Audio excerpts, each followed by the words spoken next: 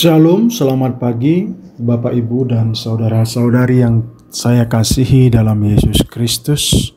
Sebelum kita mendengarkan firman Tuhan, marilah kita berdoa.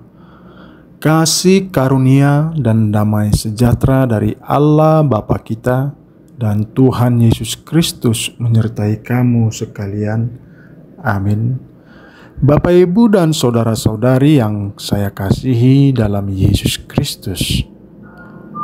Renungan kita pada pagi hari ini Sabtu tanggal 28 Mei 2025 diambil dari Injil Matius pasal 9 ayat 13. Beginilah firman Tuhan. Jadi pergilah dan pelajarilah arti firman ini. Yang ku kehendaki ialah belas kasihan dan bukan persembahan, karena aku datang bukan untuk memanggil orang benar, melainkan orang berdosa. Demikianlah firman Tuhan. Bapak, Ibu, dan saudara-saudari, di sebuah kota kecil ada seorang ibu penjual sayur bernama Bu Ani. Setiap pagi dia menyisihkan sebagian dagangannya untuk diberikan kepada seorang gelandangan yang tidur di dekat pasar. Beberapa pedagang lain mencibirnya. Katanya, "Kenapa kamu bantu orang yang malas itu? Dia tidak layak." Lalu Bu Ani hanya tersenyum dan berkata, "Saya tidak memberi karena ia layak. Saya memberi karena Tuhan lebih suka belas kasihan daripada penghakiman." Beberapa bulan kemudian si gelandangan mulai berubah. Dia mencari kerja, mulai membersihkan diri, dan suatu hari ia datang membantu Bu Ani berjualan. Belas kasihan yang ditabur Bu Ani menjadi benih pertobatan bagi orang lain. Begitu juga firman Tuhan dari Matius pasal 9 ayat 13 menceritakan Tuhan Yesus memberikan sindiran tajam kepada orang-orang Farisi yang mengkritik dia karena makan bersama pemungut cukai dan orang berdosa. Mereka merasa bahwa orang berdosa tidak layak dekat dengan orang suci. Namun Tuhan Yesus berkata, "Jadi pergilah dan pelajarilah arti firman ini," dan menyuruh para pendengarnya untuk memahami lebih dalam makna sebenarnya dari kitab suci yang mereka pelajari. Ini adalah sindiran halus terhadap penafsiran legalistik mereka terhadap hukum Taurat. Kemudian dikatakan lagi, "Yang ku kehendaki ialah belas kasihan dan bukan persembahan," menekankan bahwa Allah lebih menginginkan sikap hati yang penuh kasih dan belas kasihan daripada ritual keagamaan semata.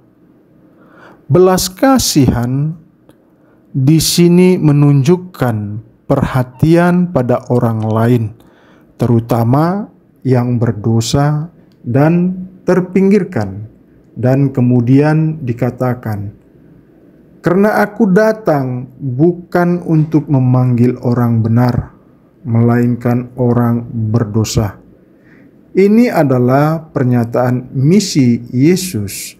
Dia datang bukan untuk orang yang menganggap dirinya benar, tetapi untuk mereka yang sadar akan dosanya dan membutuhkan pertobatan serta pemulihan. Kalimat ini sangat menekankan sifat yang terbuka atau inklusif dari pelayanan Yesus. Saudara yang terkasih, Firman Tuhan dari Matius 9 ayat 13 menunjukkan kepada kita bahwa hubungan dengan Allah tidak diukur dari ritual atau penampilan luar, tetapi dari sikap hati yang penuh kasih. Yesus menekankan bahwa hati yang penuh belas kasihan kepada sesama jauh lebih bernilai daripada ritual keagamaan yang dilakukan tanpa kasih. Sebab Tuhan Yesus datang untuk menyelamatkan yang terhilang, memberi harapan kepada orang berdosa, dan memanggil mereka kepada pertobatan. Dan menolak sikap orang Farisi yang melakukan ibadah, mempersembahkan korban, tetapi tidak punya kasih. Itu seperti memberi bunga plastik kepada seseorang yang terlihat indah, tapi tidak hidup.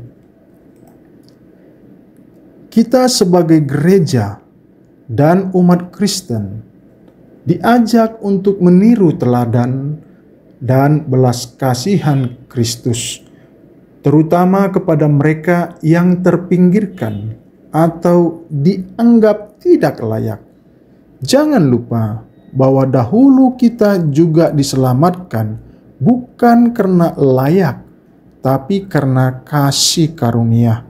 Maka kita dipanggil untuk menunjukkan kasih yang sama kepada sesama kita. Hari ini renungkan, apakah hidup kita lebih dipenuhi oleh aturan atau oleh kasih? Apakah kita cepat menilai atau cepat mengasihi? Tuhan Yesus mengundang kita bukan hanya untuk menghafal firman, tetapi untuk menghidupi belas kasih-Nya dalam tindakan nyata. Seperti Bu Ani, jadilah saluran kasih walau kepada mereka yang dianggap tidak layak. Amin. Mari kita berdoa. Tuhan yang penuh kasih, kami bersyukur atas belas kasihan-Mu yang tidak berkesudahan. Engkau tidak menolak kami saat kami masih berdosa, tapi justru merangkul kami dengan kasih yang menyelamatkan. Hari ini kami belajar bahwa Engkau lebih menginginkan hati yang penuh kasih daripada sekedar rutinitas ibadah. Ajarlah kami, ya Tuhan, untuk memiliki hati seperti hati-Mu yang peduli, mengasihi, dan menerima mereka yang terpinggirkan. Jauhkan kami dari sikap menghakimi dan bentuk kami menjadi pribadi yang mencerminkan kasih dan belas kasihan-Mu dalam tindakan nyata. Tolong kami agar tidak hanya membaca firman, tetapi juga menghidupinya. Biarlah hidup kami menjadi terang dan harapan bagi orang-orang di sekitar kami. Dalam nama Tuhan Yesus Kristus kami berdoa. Amin.